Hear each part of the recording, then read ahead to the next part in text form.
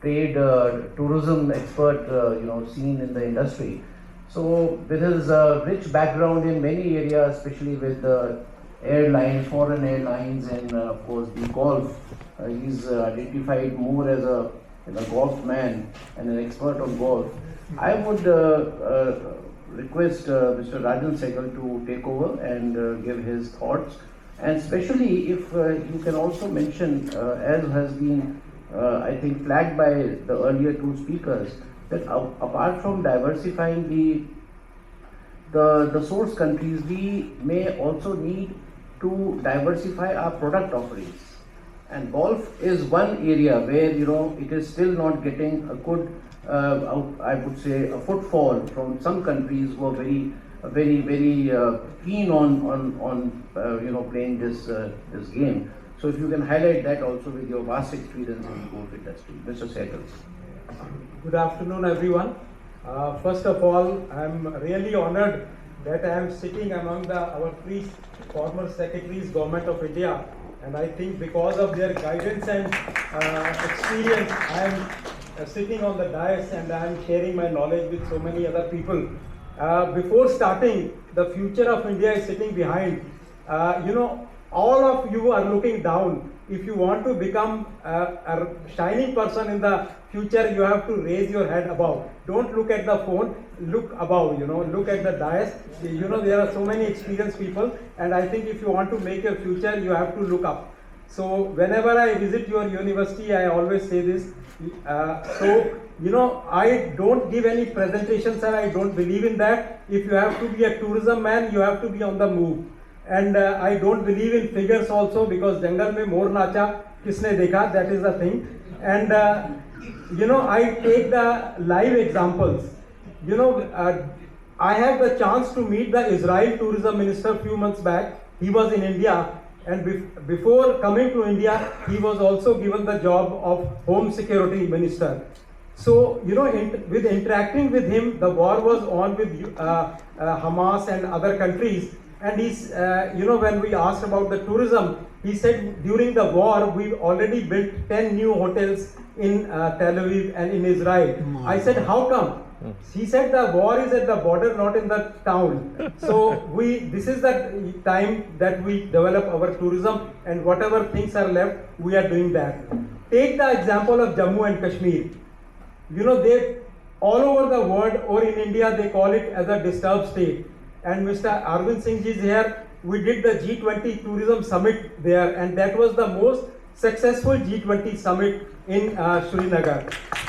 And in last 2 months after Pahalgam attack, I visited 5 times to Kashmir, and we did big events over there. And when Honorable Chief Minister Mr. Umar Abdullah was giving the speech, he said, if a tourist comes to Kashmir one time and he is not repeating his visit, it means he is not satisfied.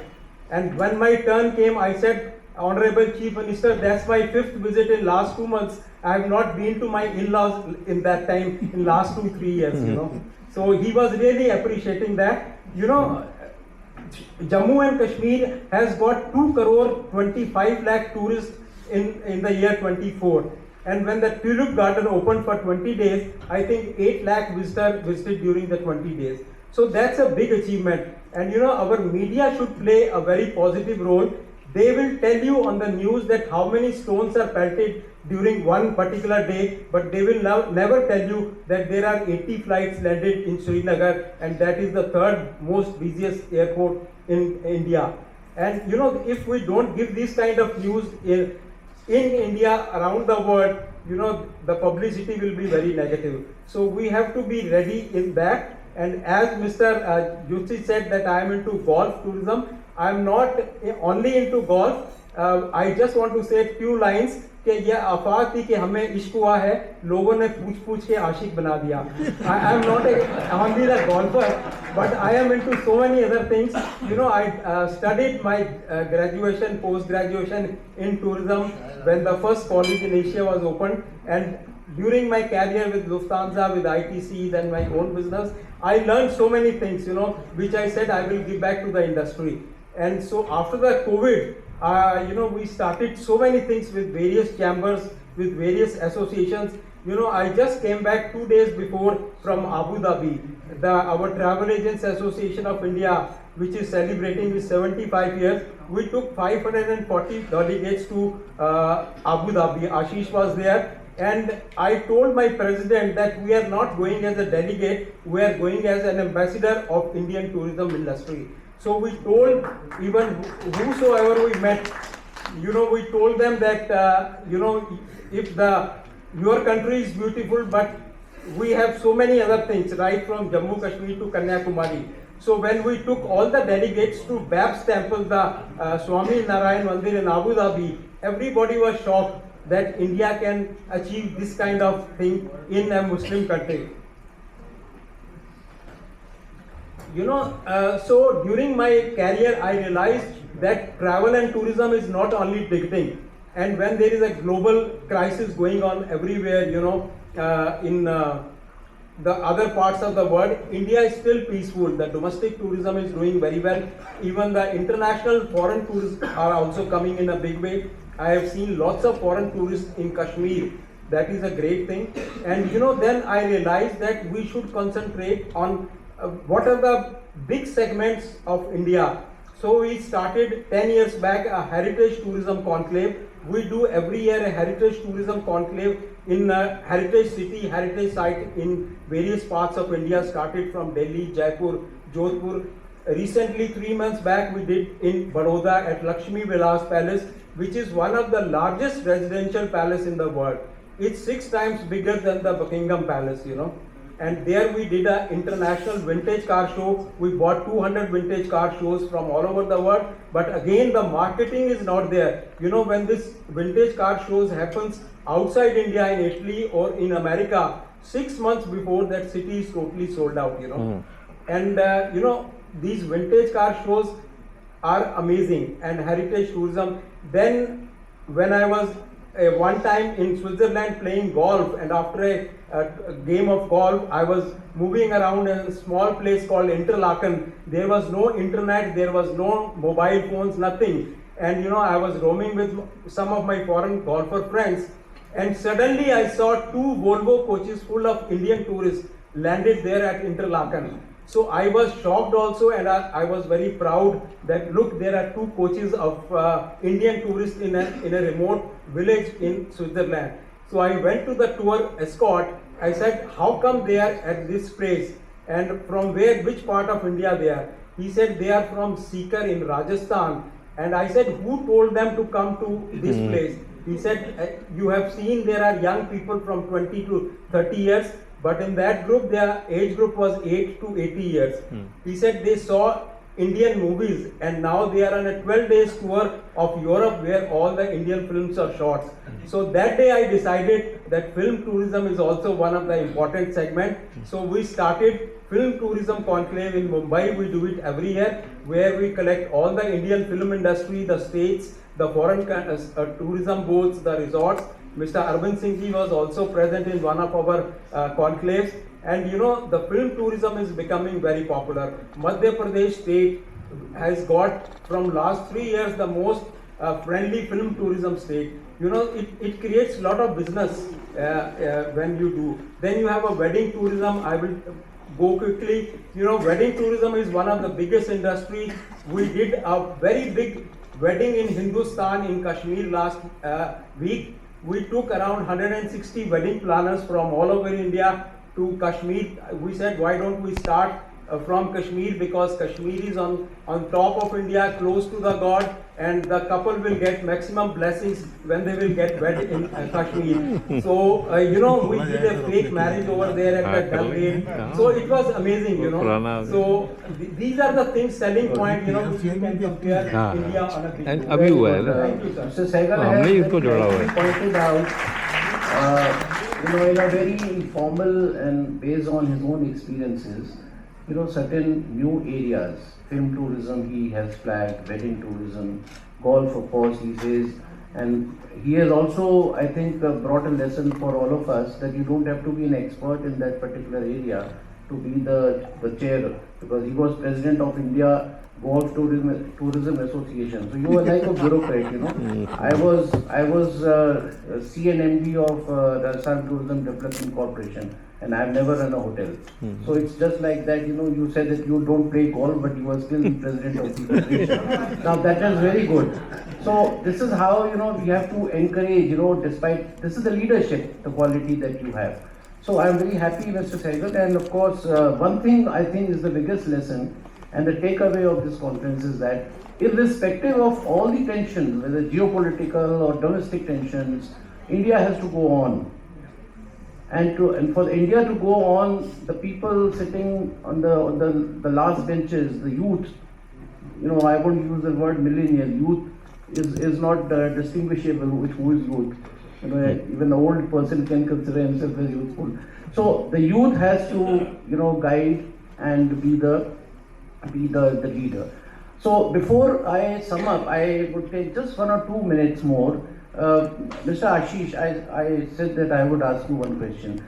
You have projected in the Faith Conclave held recently that your aim is to achieve, I mean, India's aim is to achieve 3 trillion USD economy in tourism by say 2047 or whatever.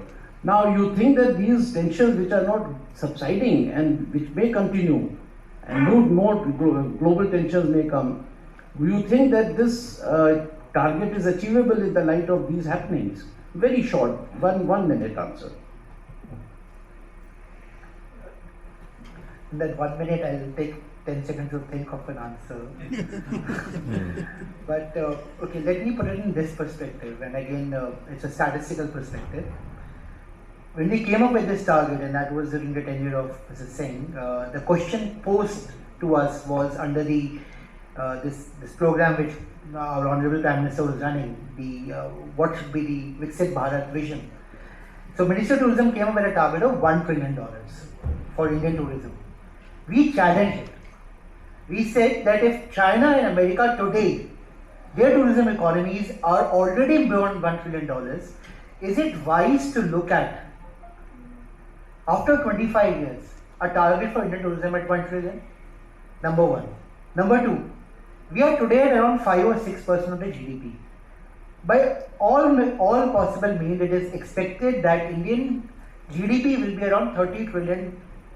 Any good tourism country has a tourism contribution of 10 to 12%. अगर हम उसका भी 10% ले लें, it comes to approximately 3 trillion. Finally, from a gut perspective, we all know that India is a land of magnificence, beauty. As Mr. Rishi rightly said, you know, we have to go on. We need to ensure when we all work together to magnify the beauty and the assets of Indian tourism. If not 3 trillion, it may be 4 trillion, it could be 2 trillion. The point is that we need to set a target which unifies all of us, and we can all move together with pride and with a sense of ambition. Very well said. In fact, I endorse his point. The figures don't matter so much, as Mr. Sehgal also mentioned. In fact, the same thing, you know, when 1 trillion was set up and it was mentioned in the draft policy of 2022, even I got a little perturbed as to this is a very meager, very small, target. But anyway, the issue basically is that my point basically was that the way it's a dynamic concept. You know, today some tensions are there.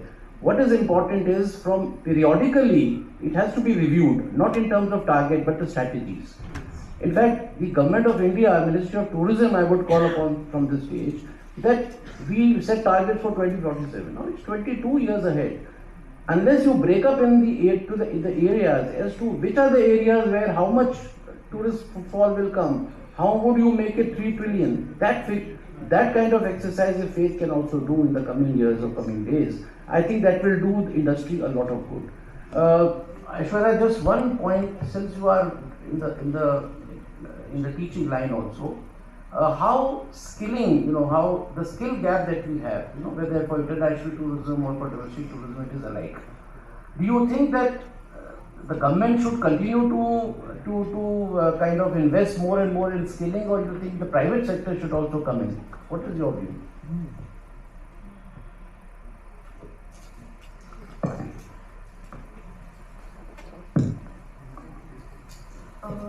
So, when it comes to skilling the youth, yes, government is already doing a lot and has put up a lot of investments in skilling. But what I believe is we need to diversify, we need to innovate our curriculum. What we are teaching is in a classroom, I would say from my experience, is really not helping students to when they are industry ready, when they are going to work in industry, in academia, in consulting sector. So we need to revive our curriculum. We need to be very innovative in approach that what is happening actually and what we are imparting. And yes, the role of private players is a must.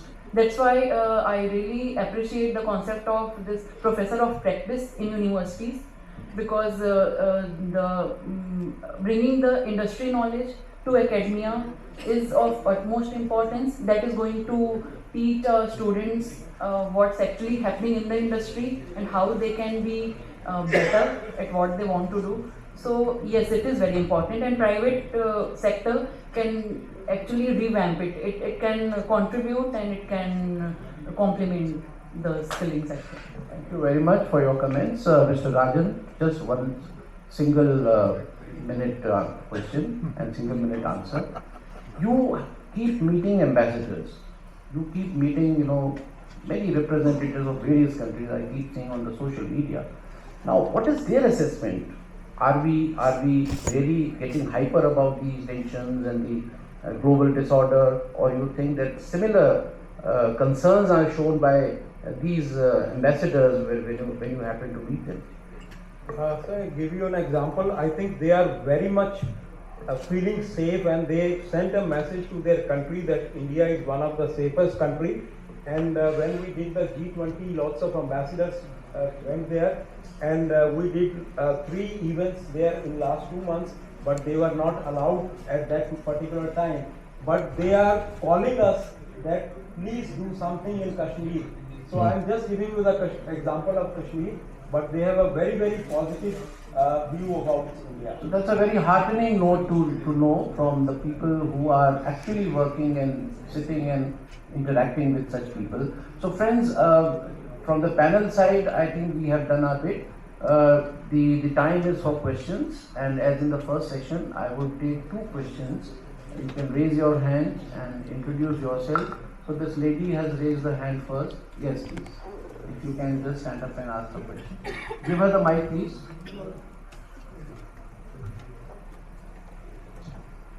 Short question. Thank you, sir. Good afternoon. The session was quite insightful and informative. Bring it closer. Yeah.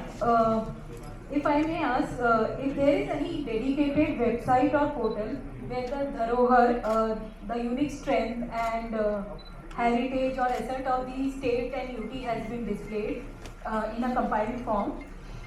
If such platform is available, it will help us to provide, that platform can also provide some basic analytical tools, and we can also make bookings and other kind of, can explore the destinations and can also see the, engage with the rich culture, nature and economic asset of India. Yeah.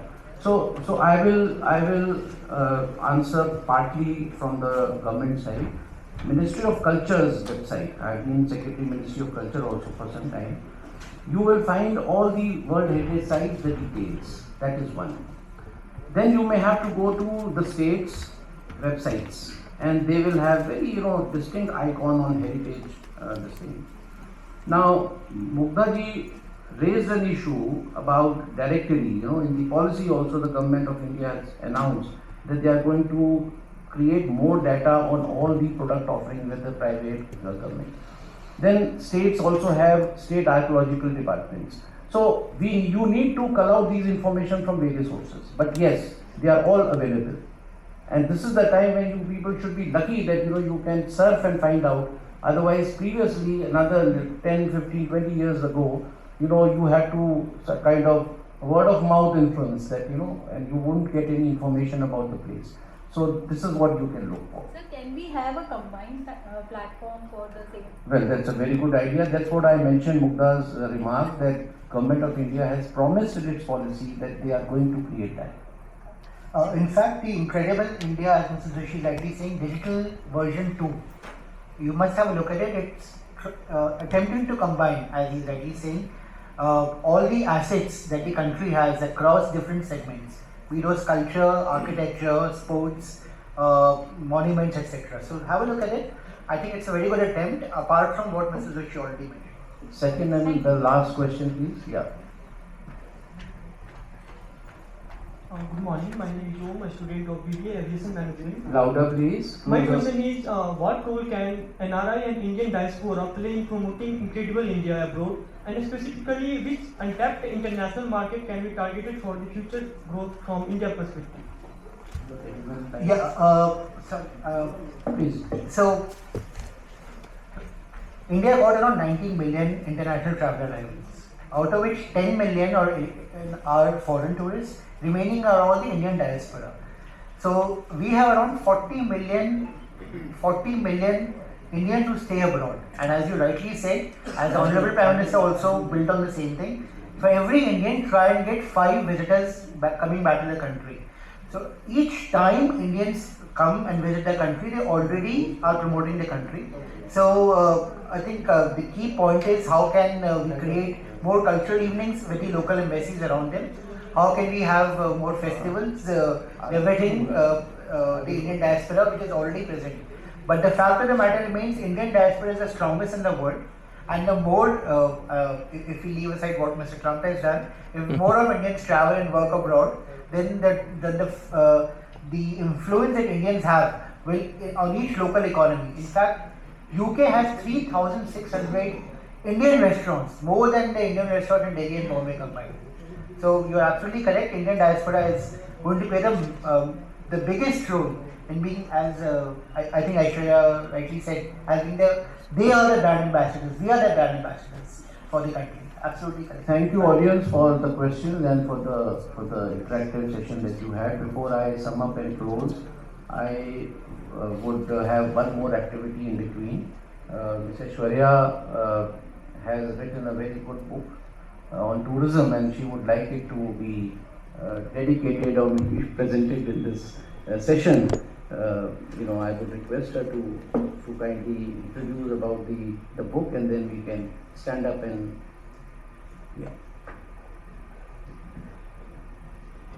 just take that. Thank you very much, sir. This book is a culmination of my 2 years of working experience with Ministry of Tourism and my experiences on India's G20 presidency, how every G20 meeting shaped up my knowledge in tourism and how we took it to the streets of India, from Darjeeling to Srinagar to Goa to Run of Kutch. So this is the culmination of that knowledge. And the foreword is written by former Secretary Arvind sir. I wanted him to be here. I think he just now left. The book is titled as Tourism and Soft Power Diplomacy, Reflections of India's G20 Presidency, and I would like to present it to you, sir. Give another copy to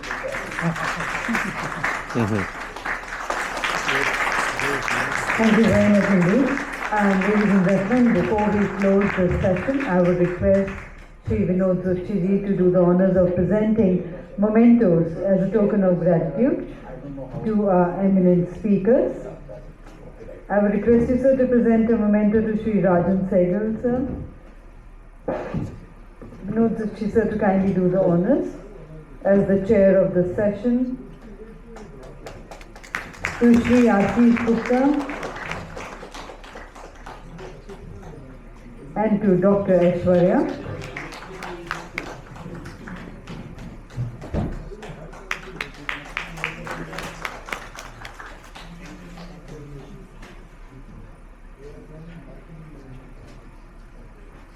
Thank you, sir. And I would request our panel to kindly come together for a group photograph. And ladies and gentlemen, with that we close the proceedings of this session. once again taking this opportunity to thank all our distinguished dignitaries, esteemed chairpersons, eminent speakers, all our participants, our sponsors, our partners for their contribution in making this seminar a huge success that it was, and would now like to invite all of you on behalf of FAST to join us for lunch, which is once again served outside. So ladies and gentlemen, we had a wonderful time having you all as our audience. Thank you very much.